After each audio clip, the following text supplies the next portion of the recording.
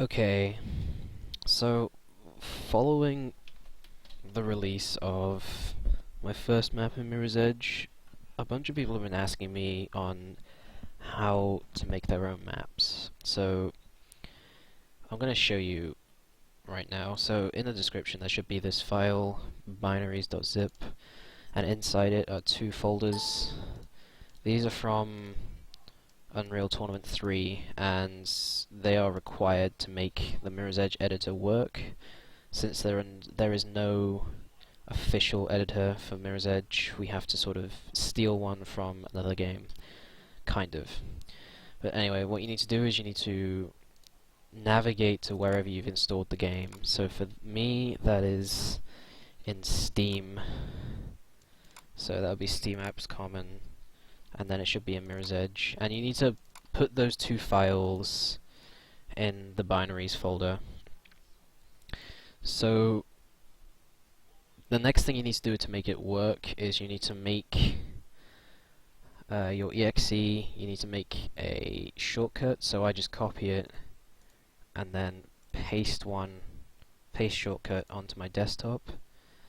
And from here you need to go into your properties, and here where it tells you what the target of it is, you need to put a space after the quotation marks and type editor and apply it, and you should then be able to launch the editor, but except a lot of the time you'll run into problems if you just run it straight like this. So what it's best to do is to go into the properties and change the compatibility mode to run in Windows XP and run the program as an administrator.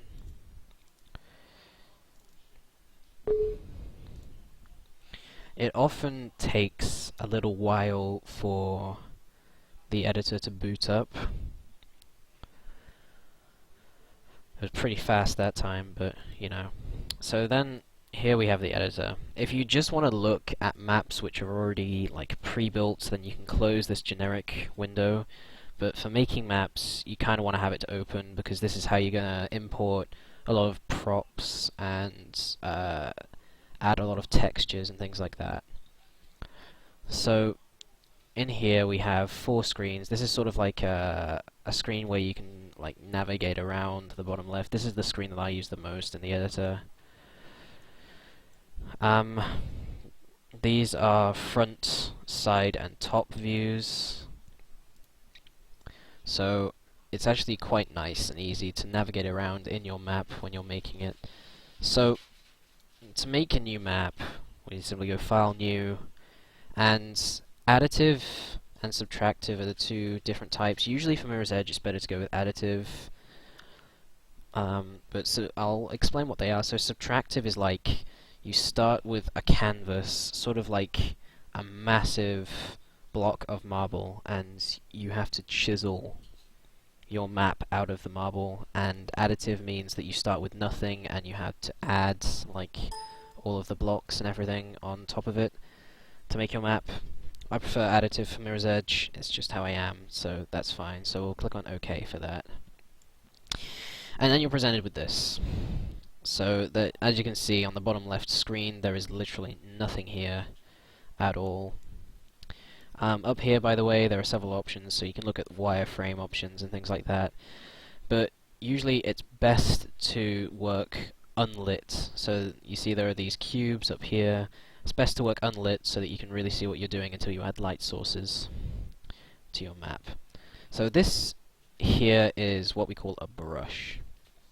Now the brush is what you use to sort of add your like blocks, kind of.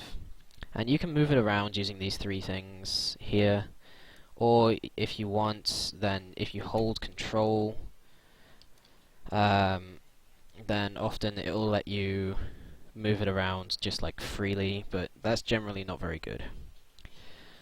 So this here, you can resize it by, if you tap space, then you'll go through several options. So this is to rotate it. If you press space again, then this is to enlarge it. Up here at the top, actually, on like the main toolbar, there are these tools, but except here, where it's the scaling widget, There's one which is use the scaling widget, which is what we're on at the moment, to make it bigger and smaller. Or there's the non-uniform scaling widget, and that'll let you like elongate it and make it taller and do whatever you want with it really. So to start out with like a first basic map, let's just make a block, like a really big block, which we're gonna spawn Faith in. So in order to make this like solid and not just like a brush here, then what we need to do is over here there are these four tools, and the two that we're really interested in are CSG add and CSG subtract. So because we're using an additive map, then we need to add this block to the surroundings. So we click on CSG add, and as we can see, it creates this block with no textures on yet, but this is a real block in the world which we've just created, so this will work fine. If you're not seeing these textures, this is probably because you're still on lit mode, and as you can see in lit, it just creates like a dark box, and this is because there is no lighting yet in this map, so it will just be black. This is why I like to work in unlit mode to begin with, at least. So now that we have this block, this is just a solid block, and this is meant to be a room. So inside here, this is just solid, and we're not going to be able to spawn Faith in. So what we're going to do is we're going to cycle through the options, which I showed you before, to move them around and enlarge it and stuff. And we're going to use the enlargement tool, and we're going to make it slightly smaller. So inside the box, you can see now, this is this, and what we're going to use is we're going to use the subtracting tool. So CSG subtract, so we're going to subtract all of the substance from inside this room so that now we have a space we can actually use. Okay, so now that we have this, we're going to need somewhere to spawn Faith, right? So to do this, we're going to right click, and we're going to do add actor, and we're going to have add player start. And as suggested by the name, this will be where the player starts. So I don't really like to spawn her too high, because like then it causes falling, so these top and side views are very useful for this purpose. So we can see we can make her perfectly in the center of the room and not too high. This should be at about eye level, by the way, where she spawns. So now that we have this room, we can test it out. So to just test it out, you can go on to build, and you want to build all, because this fixes the lighting and the static geometry in this room. There isn't any lighting at the moment, so when we spawn it will be completely black, but I'd just like to show you how it works. So under build as well, there's a play level. Unfortunately, it's a little bit buggy for Mirror's Edge, and Faith will die after a little bit, but I hope you can see here that I'm actually running around, and this is the room that we created. So we can close this in Editor Game. So now we want to add a light source. So we're going to do the same. We're going to right click, and we're going to add actor, and we're going to add light. So this will create like a little light bulb sort of looking thing. And just like we would with an object, we can enlarge this so that the light actually extends or retracts, so you can make the room as dark or as light as you want.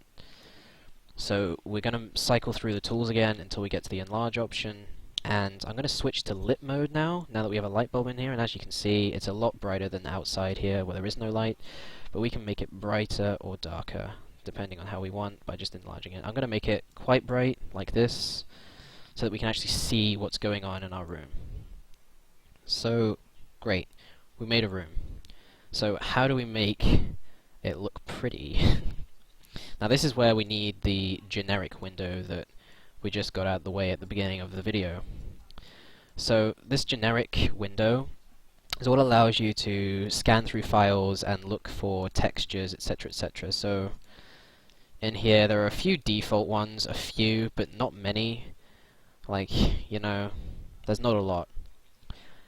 If you really want to get a lot of the textures out of the game, then you'll need to open them manually. So you go to File, Open in the generic window, And once again, you need to browse to where Mirror's Edge is installed to. So for that, for me, that's Steam. I use Steam to run Mirror's Edge. So Steam Apps Common, Mirror's Edge, and most of the textures and props and things in this game are held in TD Game, Cooked PC. Now in here, in a lot of these folders, there are different textures and all sorts. So I'm going to go into, I think, materials, and I'll dip into the advertisements, some of the advertisements that are in the game. So as we can see, we've got a few, like, oop, I didn't mean to open that, sorry. But we've got a few, like, advertisements and some textures as well.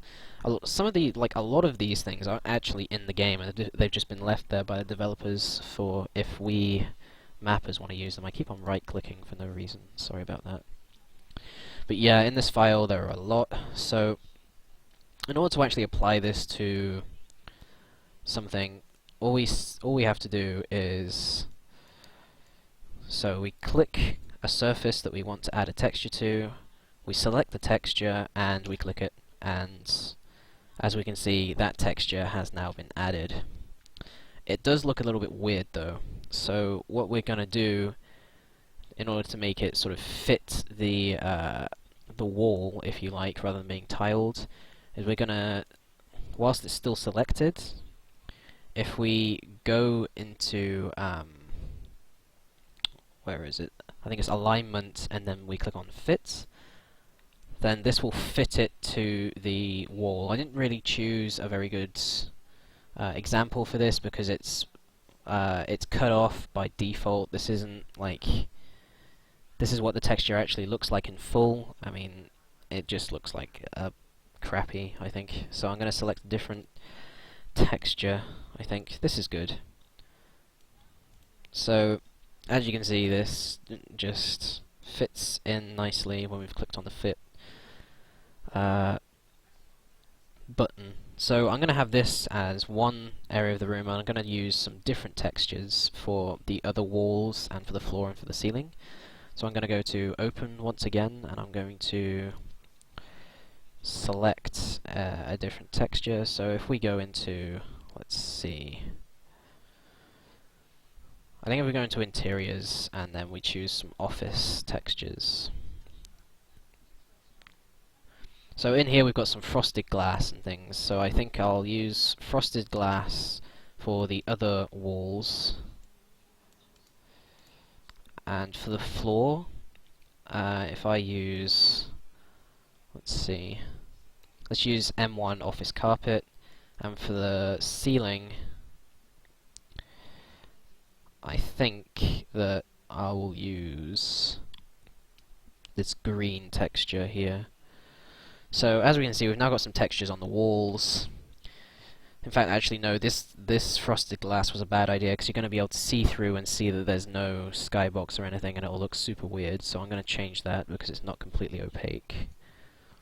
So let's change that to this, some nice tiles. I don't think I need to do any correcting there actually, because the textures all line up quite nicely with each other.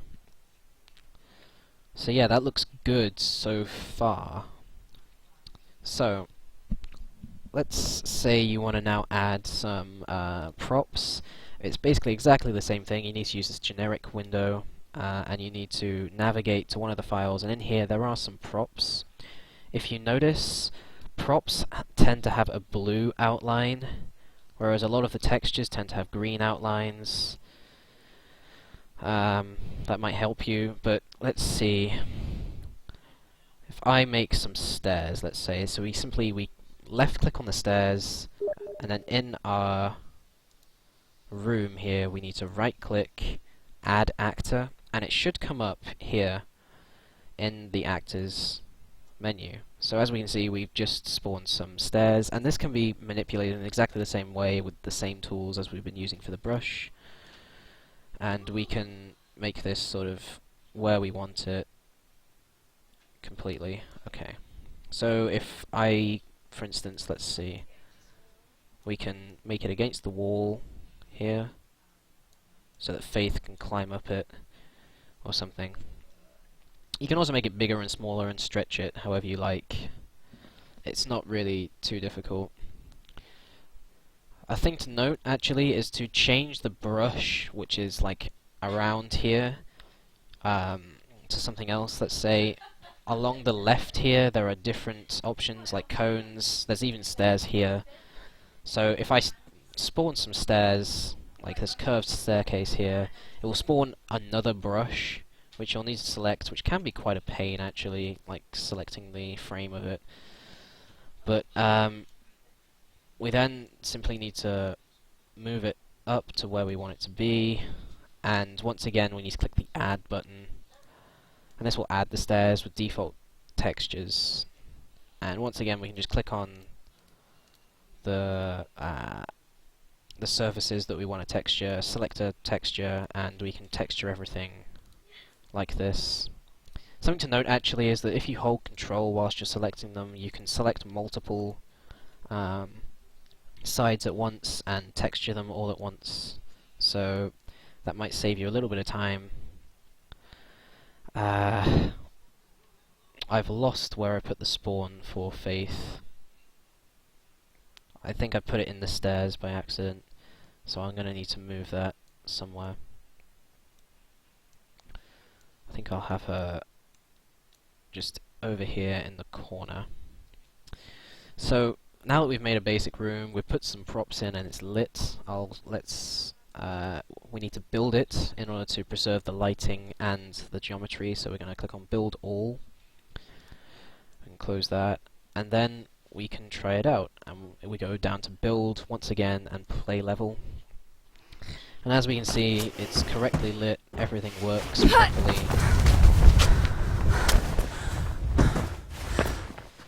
Unfortunately, it does have a bug where Faith does die after a few seconds of messing about with it. It's something to do with the game not wanting you to cheat or something. I'm not entirely sure, but it is a bootlegged editor, it's not official, so we just have to deal with it, unfortunately. But now that we've made this map, we can save it. So, in order to save it, just make sure you've built it before you save it, and you need to go to File, Save As. Unfortunately, no matter where your directory is on this, then it will save in the same place every time, and I'll show you where that is in a minute, but I'm just going to call this one Tutorial. In order to play it on Mirror's Edge, it has to have a .me1 extension, and you need to make sure it's on all files, save as type all files. So tutorial.me1 save. So that saves, and no matter where your directory is, it will always save in your documents EA Games, Mirror's Edge, TD Game, Unpublished, Cooked PC, and Maps. And it will save in here. So here is the tutorial map. In order to make it play, we can close the editor now, by the way, now that we've saved it, but in order to make it play, you can replace an already existing map, but what I like to do is navigate to my Mirror's Edge directory and put it in the maps folder here.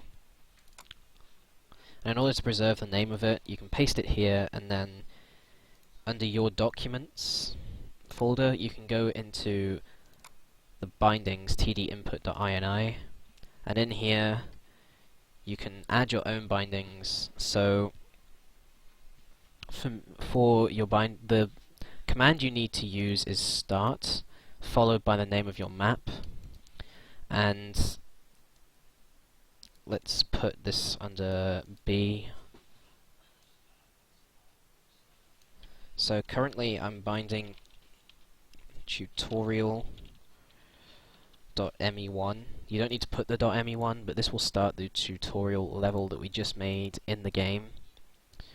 I'll leave these bindings in the description for you to mess around with when you've created your maps, but I will quickly show you that this does work, so that when you get in game it will, oh no. Oh yeah, also, when you want to play the game, you need to take it out of compatibility mode. It tends to mess with things. It's a little bit awkward, but unfortunately, that's just the way it is.